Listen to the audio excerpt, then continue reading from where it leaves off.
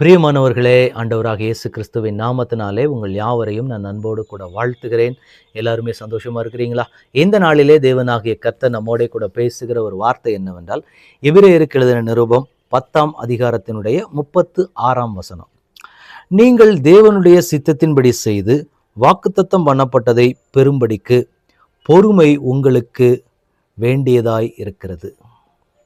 இந்த வார்த்தையை கேட்டுக்கொண்டிருக்கிற எனக்கு அன்பான தேவனுடைய பிள்ளைகளே, நீங்கள் தேவனுடைய சித்தத்தின்படியே செய்து வாக்குத்தத்தம் பண்ணப்பட்டதை பெறும்படிக்கு பொறுமை உங்களுக்கு அவசியமாக இருக்கிறது, வேண்டியதாக இருக்கிறது.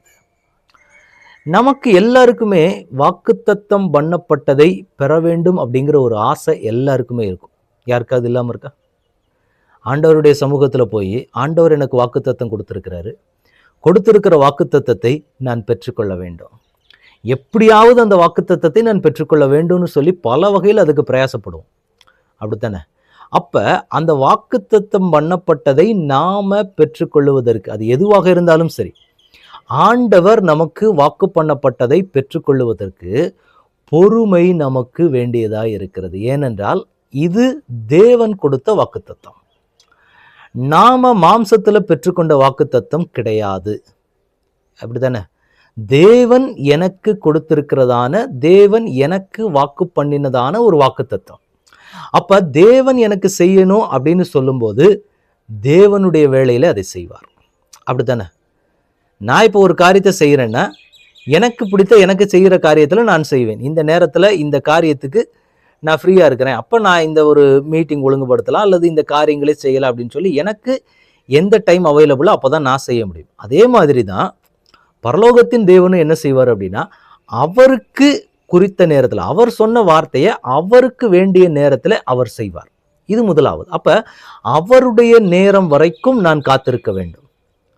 ஏன்னா இதை நானா என்னுடைய முடிவுப்படி நான் செய்ய முடியாது. ஏனென்றால் வாக்கு பண்ணினவர் அவர், வாக்கு பண்ணினவர் தேவன் என்றால் தேவனுடைய வேளையிலே தான் அந்த வார்த்தை நிறைவேறும். அப்ப அது வரைக்கும் நான் என்ன செய்யணும் அப்படின்னா, பொறுமை எனக்குள்ள வேண்டும். அப்ப அது வரைக்கும் நான் என்ன செய்யணும் அப்படின்னா, தேவனுடைய சித்தம் என்ன, இந்த வாக்குத்தத்தத்தை நான் பெறும் வரைக்கும் நான் என்ன செய்ய வேண்டும், அதுக்கு ஒரு சில லிஸ்ட் ஆண்டவர் வச்சிருப்பார்.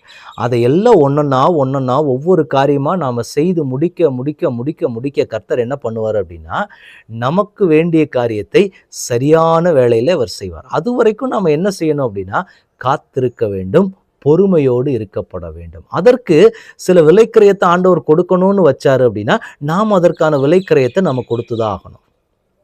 பொதுவாக ஒரு பிராண்டடான ஒரு பொருள் வாங்க போறோம் அப்படின்னா, அது எல்லா இடத்துலையும் வாங்கிட முடியாது, குறிப்பிட்ட இடத்துல தான் வாங்க முடியும். அது கொஞ்சம் காஸ்ட்லியாக தான் இருக்கும், அதுக்கு நம்ம எக்ஸ்ட்ரா கொஞ்சம் பே பண்ணுற மாதிரி தான் இருக்கும். அதே மாதிரி தான் வாக்குத்தத்தம் பண்ணப்பட்டதையும் பெறுவதற்கு அது சாதாரணமான ஒன்று. ஏன்னா பரலோகத்தின் தேவனுடைய கரத்திலிருந்து வருவது. வசனம் சொல்லுகிறபடி, நன்மையான எந்த ஈவும் பூரணமான எந்த வரமும் ஜோதிகளின் பிதாவினிடத்திலிருந்து இறங்கி வருகிறதுன்னு இருக்கு. அப்ப அவரிடத்திலிருந்து ஒன்றை நான் பெற்றுக்கொள்ள வேண்டுமானால் அதுக்கு நான் எந்த அளவுக்கு ஆயத்தமாகணும், அதுக்கு நான் எந்த அளவுக்கு நான் ரெடி ஆகணும், இது ரொம்ப ரொம்ப ரொம்ப ரொம்ப முக்கியமான ஒன்று. அப்ப அது வரைக்கும் நான் என்ன செய்யணும் அப்படின்னா, தேவனுடைய பாதத்திலே காத்திருக்க வேண்டும். அதற்கு சில விலைக்கிரயங்களை ஆண்டவர் கொடுக்க சொன்னார்னா, நீங்க அந்த விலைக்கிரயத்தை கொடுக்க வேண்டும். இதையெல்லாம் நீங்க பண்ணிக்கிட்டே வந்தீங்கன்னா கர்த்தர் அதெல்லாம் பார்த்துக்கிட்டே இருப்பாரு. பார்த்துட்டு சரியான வேளையில, என் பிள்ளை காத்திருக்க இல்லை, ஆண்டவர் சொன்ன வாக்குத்தத்தத்தை குறுக்கு வழியிலையும் சில நேரங்களில் நாம் பெற்றுக்கொள்வதற்கான வாய்ப்புகளும் நமக்கு அமையும்.